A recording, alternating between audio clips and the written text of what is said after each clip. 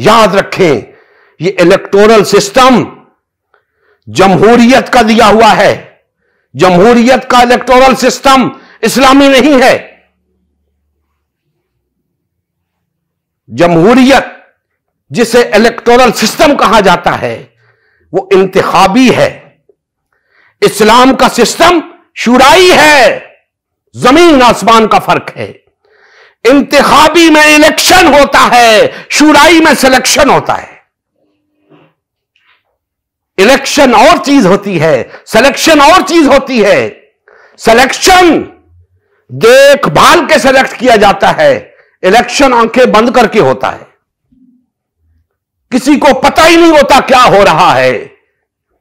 معاشرے کے بدترین کرپٹ لوگ الیکٹ ہو جاتے ہیں. معاشرے کے ناسور الیکٹ ہو جاتے ہیں. شریف آدمی کو کون ووٹ دیتا ہے؟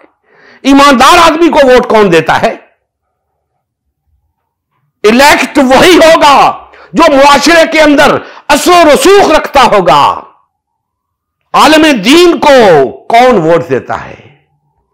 ایماندار آدمی کو کون ووٹ دیتا ہے؟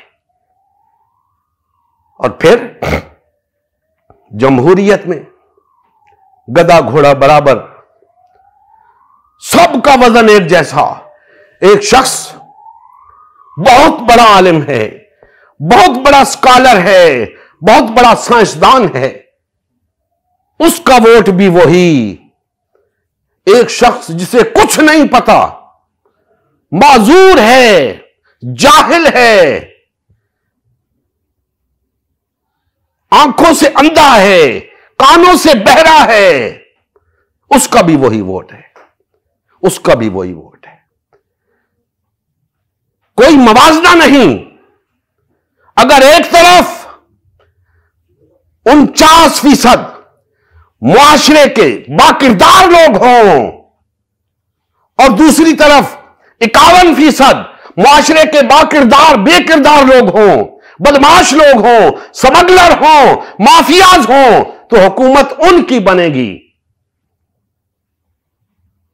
کیونکہ وہ اکثریت میں ہیں. جبکہ اسلام میں ایسا نہیں ہے. اسلام اس کی اجازت نہیں دیتا کہ اکثریت کی بنیاد پہ حکومتیں قائم کرو. اسلام شورائی نظام دیتا ہے, امت کے بہترین لوگوں میں سے اپنے امراء منتخب کرو. امت کے بہترین لوگوں میں سے اپنے لوگ اوپر لے کے آؤ, مقرر کرو انہیں. شورائی نظام ہے.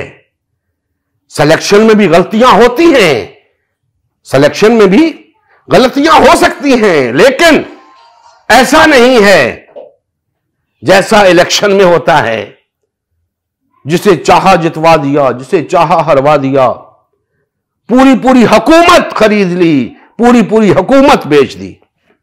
کیا ہو رہا ہے ہمارے معاشرے میں؟ جس کو چاہتے ہیں اوپر لے آتے ہیں, جس کو چاہتے ہیں نیچے گرا دیتے ہیں. نبی کریم صلی اللہ علیہ وآلہ وسلم کی زندگی کا مقصد غلبہ دین اسلام تھا. اس مقصد کے حصول کے لیے امت مسلمہ کی تشکیل ہوئی. امت مسلمہ نے نبی کریم صلی اللہ علیہ وآلہ وسلم کی سیادت و قیادت میں اسلام کو غالب و نافذ کیا. جب تک امت مسلمہ میں وحدت رہی, اسلام کا غلبہ برقرار رہا. جیسے ہی امت مسلمہ میں تفرقہ رونما ہونا شروع ہوا, یعنی پارٹی بازی شروع ہوئی, اسلام کا غلبہ جاتا رہا. آج غلبہ دین اسلام کی بحالی کی واحد صورت امت مسلمہ کی تشکیل نو ہے.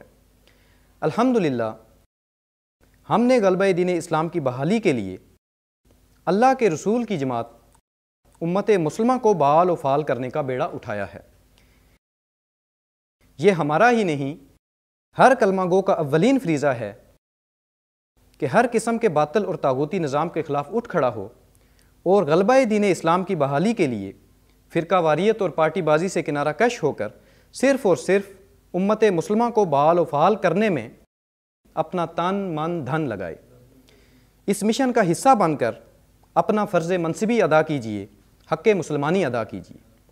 مزید تفصیل کے لیے ہمارا یوٹیوب چینل امت مسلمہ سبسکرائب کریں.